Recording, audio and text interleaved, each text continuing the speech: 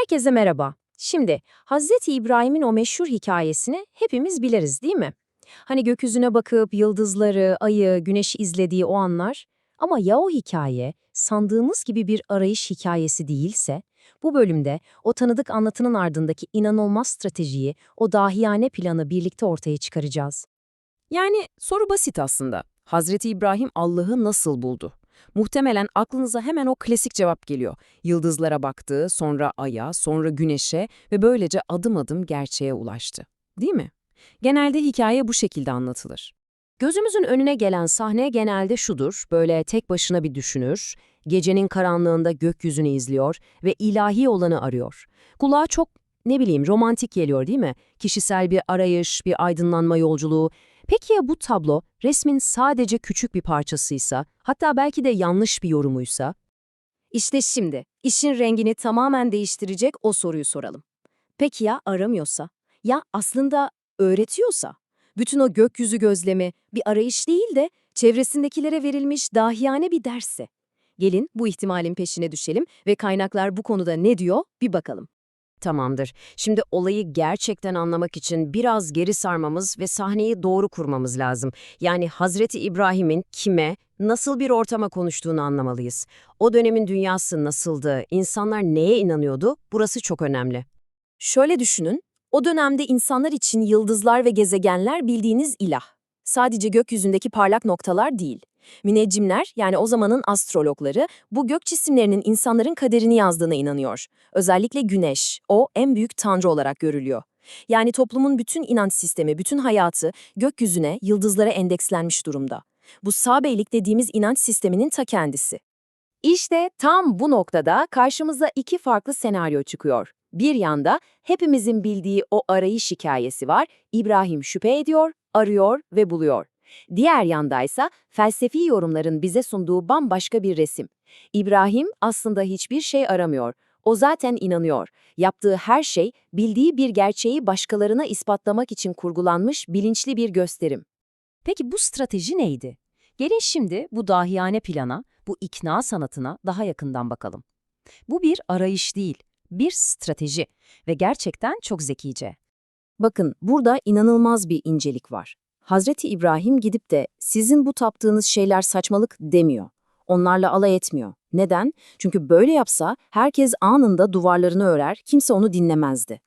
Bunun yerine ne yapıyor? Onların mantık dünyasının içine giriyor, onları bir kavgaya değil bir akıl yürütme oyununa davet ediyor. İşte bu çok akıllıca. Peki bu oyunu nasıl oynuyor? Aslında 3 basit adımı var. Birincisi hipotez kuruyor. Yani onlara katılıyor gibi yapıyor. Evet haklısınız, bu yıldız benim Rabbim. İkincisi gözlem yapıyor. Herkesin gördüğü o kaçınılmaz gerçeğe dikkat çekiyor. Ama bu yıldız batıyor, kayboluyor. Üçüncüsü çürütüyor. Gözleminin sonucunu söylüyor. Ben batanları, kaybolanları sevmem. Yani kaybolan bir şey Rab olamaz. Gördünüz mü? Adım adım kendi mantıklarıyla kendi inançlarını çökertiyor. Ve bu 3 adımı bütün bir gece süren canlı bir performansa döküyor. Akşam oluyor, bir yıldız beliriyor. Bu benim Rabbim diyor ve puf, yıldız batıyor. Gece ilerliyor, ay doğuyor. Daha parlak, daha büyük. İşte bu benim Rabbim diyor ama o da batıyor. Sonunda şafak söküyor, güneş doğuyor, en görkemlisi, en büyüğü. Tamam, kesin bu benim Rabbim diyor. Ama günün sonunda ne oluyor? O da kaçınılmaz bir şekilde gözden kayboluyor. Bu tekrar tekrar tekrar argümanını çelik gibi sağlamlaştırıyor. Ve işte geldik kilit kanıta. Bütün bu gösterinin ortasında ay battıktan sonra şöyle bir şey söylüyor. Eğer Rabbim bana doğru yolu göstermeseydi ben de kesin sapıtanlardan olurdum. Bir dakika. Bu cümle çok önemli. Bu bir şey arayan birinin cümlesi mi? Hayır, bu benim zaten bir Rabbim var ve o beni doğru yolda tutuyor diyen birinin cümlesi. İşte bu arayışta olmadığının en net ipucu. Aslında Hazreti İbrahim'in o gece yaptığı şey sadece birilerini ikna etmek değil. O, felsefe ve kelam tarihinde çok bilinen, çok temel bir delili, bir kanıtı inşa ediyor. Gelin şimdi bu kanıtın adına ve ne anlama geldiğine bakalım. İşte bu delilin adı uful ya da humud delili. Yani kayboluştan hareketle kanıt. Mantığı o kadar basit ve o kadar güçlü ki, diyor ki, eğer bir şey geçiciyse, değişiyorsa, batıyorsa, yani bir başlangıcı ve sonu varsa, o şey ezeli ve ebedi olan Tanrı olamaz. Bu kadar net. Bu Tanrı'nın doğasını anlamak için kullanılan en temel felsefi argümanlardan biridir. Yani işin özü şu: gerçek bir ilah kalıcı olmak zorunda, sürekli olmak zorunda.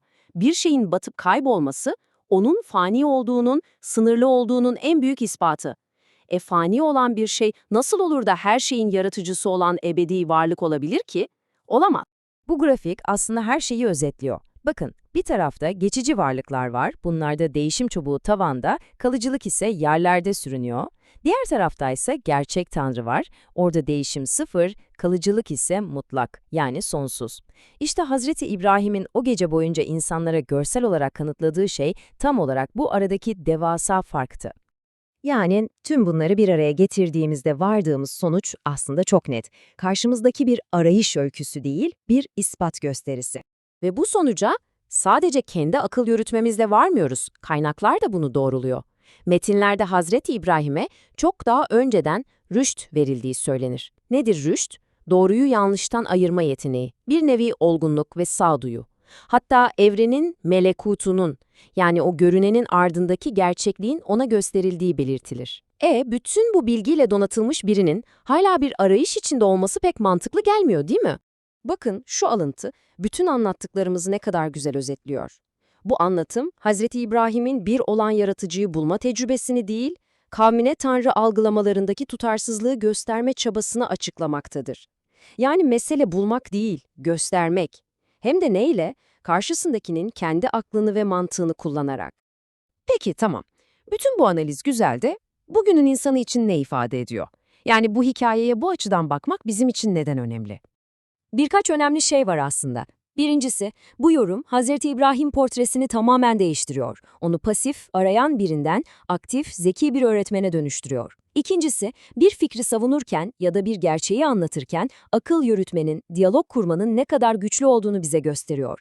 Ve son olarak bu hikaye bir Tanrı'yı bulma hikayesi olmaktan çıkıp Tanrı'nın doğasını gösterme hikayesine dönüşüyor. Bu çok önemli bir fark. Ve bitirirken aklınızda bir soru bırakmak istiyorum. Acaba çok iyi bildiğimizi düşündüğümüz başka hangi hikayeler tıpkı bunun gibi içinde dahiyane felsefi stratejiler barındırıyor olabilir? Üzerine düşünmeye değer. Başka bir analizde yeniden buluşmak dileğiyle.